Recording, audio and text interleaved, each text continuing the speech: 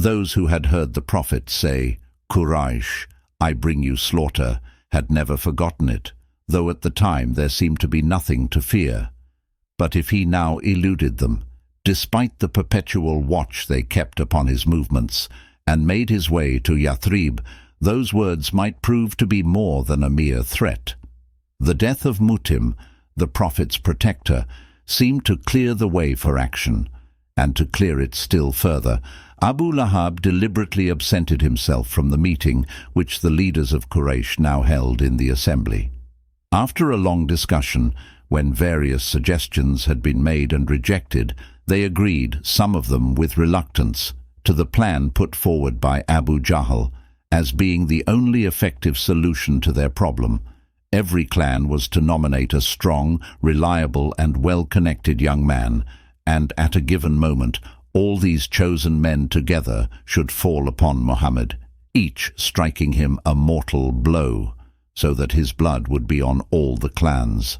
The Bani Hashim would not be able to fight the whole tribe of Quraysh. They would have to accept blood money, which would be offered them in place of revenge, and so at last the community would be rid of a man who, as long as he lived, would give them no peace.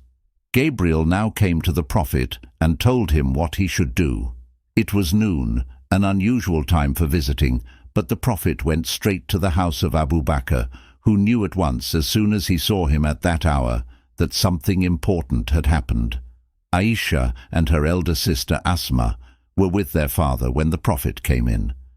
"God hath allowed me to leave the city and to emigrate," he said. "Together with me?" said Abu Bakr. "Together with you," said the prophet. Aisha was, at that time, in her 7th year.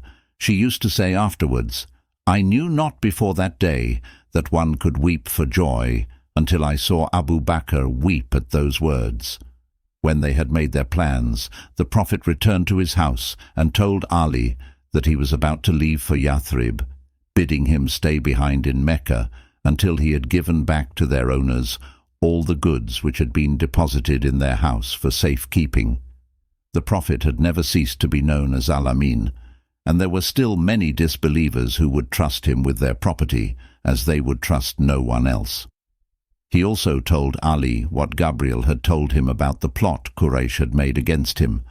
The young men chosen to kill him had agreed to meet outside his gate after nightfall. But while they were waiting until their numbers were complete, they heard the sound of women's voices coming from the house, the voices of Sauda, Kulthum, Fatima, and Ayman. That gave them cause to think. And one of the men said that if they climbed over the wall and broke into the house, their names would be forever held in dishonor among the Arabs because they had violated the privacy of women. So they decided to wait until their intended victim came out, as it was his wont to do in the early morning, if he came not out before. The prophet and Ali were soon aware of their presence, and the prophet took up a cloak in which he used to sleep, and gave it to Ali, saying, "Sleep in my bed, and wrap thyself in this green Hadrami cloak of mine. Sleep in it, and no harm shall come to thee from them." Then he began to recite the Siraratis, named after its opening letters, Yasin, and when he came to the words, "And we have enshrouded them, so that they see not," he went out of the house, and God took away their sight, so that they did not see him, and he passed through their midst and went on his way. A man was coming in the opposite direction, and their paths crossed, and he recognized the prophet.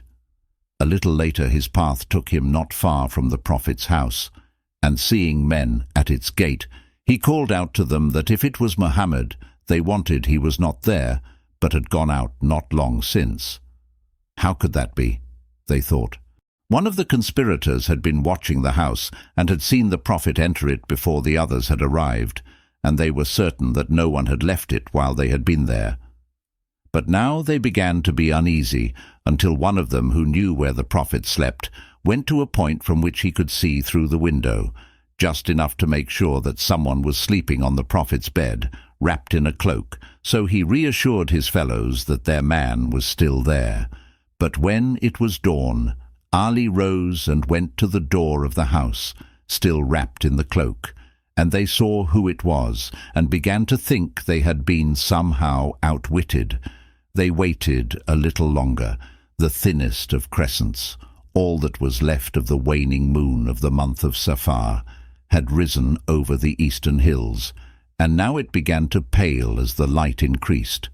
There was still no sign of the Prophet, and with a sudden impulse they decided to go, each one to his chief of clan, to give the alarm.